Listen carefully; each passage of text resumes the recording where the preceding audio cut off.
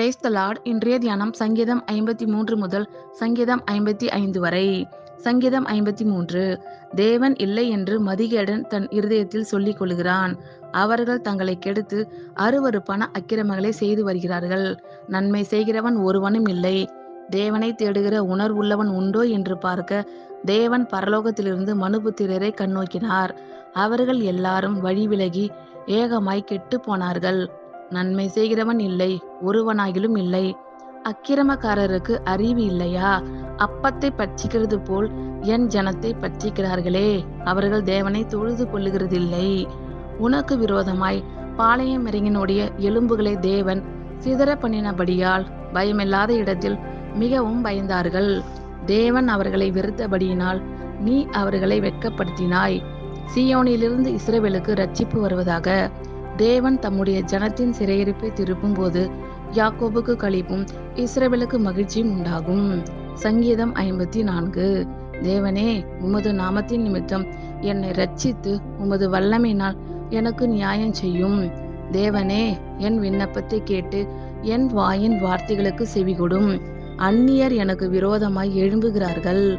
கொடியர் என் பிராணனை வாங்க தேடுகிறார்கள். தேவனை தங்களுக்கு முன்பாக நிறுத்தி நோக்கார்கள். இதோ தேவன் எனக்கு சகாயர். ஆண்டவர் என் ஆத்துமாவை ஆதரிக்கிறவர்களோடே இருக்கிறார். அவர் என் சத்துருக்களுக்கு தீமைக்கு தீமையை சரிகட்டுவார். உமது சத்தியத்தின் நிமித்தம் அவர்களை நிர்மூலமாக்கும். உற்சாகத்துடன் நான் உமக்கு பலியிடுவேன். கர்த்தாவே, உமது நாமத்தை துதிப்பேன். அது நலமானது. அவர் எல்லா நெருக்கத்தையும் நீக்கி என்னை விடுவித்தார். என் கண் என் சத்துருக்களில் நீதி சரிகட்டுதலை கண்டது. சங்கீதம் 55. தேவனே, என் ஜெபத்தை கேட்டருளும். என் விண்ணப்பத்திற்கு மறைந்திராதேயும். எனக்கு செவி கொடுத்து உத்தரவு அருளி செய்யும். சத்துருவினுடைய கூக்குரலின் நிமித்தமும் துன்மார்க்கர் செய்யும் இடுக்கண் நிமித்தமும் என் தியானத்தில் முறையிடுகிறேன். அவர்கள் என் மேல் பழிசாட்டி குரோதங்கொண்டு என்னை பகைக்கிறார்கள். என் இருதயம் எனக்குள் வியாகுலப்படுகிறது. மரணத்தில் என் மேல் விழுந்தது. பயமும் நடுக்கமும் என்னை பிடித்தது. அருக்களிப்பு என்னை மூடிற்று. அப்பொழுது நான், எனக்கு புறாவை போல் சிறகுகள் இருந்தால் நான் பறந்து போய் இளைப்பாறுவேன். நான் தூரத்தில் அலைந்து திரிந்து வனாந்தரத்தில் தங்கியிருப்பேன். பெருங்காற்றுக்கும் புசலுக்கும் தப்ப தீவிரித்து கொள்ளுவேன் என்றேன். ஆண்டவரே, அவர்களை அழித்து அவர்கள் பாஷையை பிரிந்து போக பண்ணும். கொடுமையையும் சண்டையையும் நகரத்திலே கண்டேன். அவைகள் இரவும் பகலும் அதன் மதில்கள் மேல் சுற்றி திரிகிறது. அக்கிரமமும் வாதையும் அதன் நடுவில் இருக்கிறது. கேடுபாடுகள் அதன் நடுவில் இருக்கிறது. கொடுமையும் கபடும் அதன் வீதியை விட்டு விலகி போகிறதில்லை. என்னை நிந்தித்தவன் சத்துரு அல்ல. அப்படி இருந்தால் சகிப்பேன்.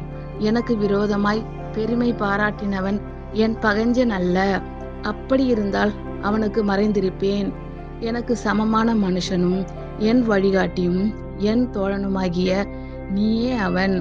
நாம் ஒருமித்து இன்பமான ஆலோசனை பண்ணி கூட்டத்தோடே தேவாலயத்துக்கு போனோம். மரணம் அவர்களை தொடர்ந்து பிடிப்பதாக. அவர்கள் உயிரோடே பாதாளத்தில் இறங்குவார்களாக. அவர்கள் வாசஸ்தலங்களிலும் அவர்கள் உள்ளத்திலும் பொல்லாங்கு இருக்கிறது. நானோ தேவனை நோக்கி கூப்பிடுவேன். கர்த்தர் என்னை இரட்சிப்பார். அந்தி சந்தி மத்தியான வேளைகளிலும் நான் தியானம் பண்ணி முறையிடுவேன். அவர் என் சத்தத்தை கேட்பார். திரளான கூட்டமாய் கூடி என்னோடு எதிர்த்தார்கள். அவரோ எனக்கு நேரிட்ட போரை நீக்கி என் ஆத்துமாவை சமாதானத்துடன் மீட்டுவிட்டார். ஆதி முதலாய் வீற்றிருக்கிற தேவன் கேட்டு அவர்களுக்கு பதில் அளிப்பார்.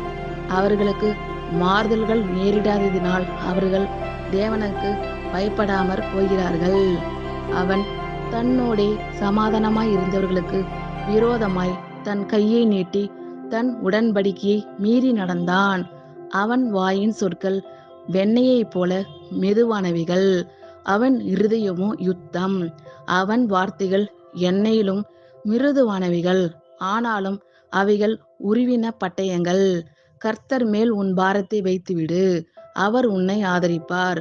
நீதிமானை ஒருபோதும் தள்ளாட ஒட்டார். தேவனே, நீர் அவர்களை அழிவின் குழியில் இறங்க பண்ணுவீர்.